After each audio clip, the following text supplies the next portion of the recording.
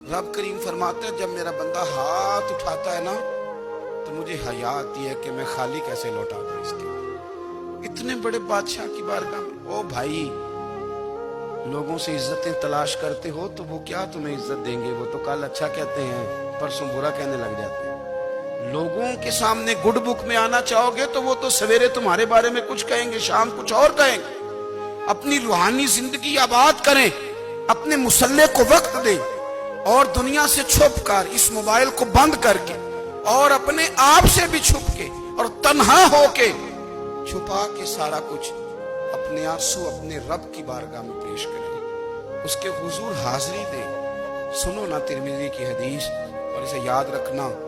नबी पाक अलैहिस्सलाम ने फरमाया, अपने दुख लोगों के सामने ना बयान करना, सेठों नवाबों को ना बताते फिर, दुनियादारों के सामने जाके ना रोना कि मैं तकलीफ में हूं।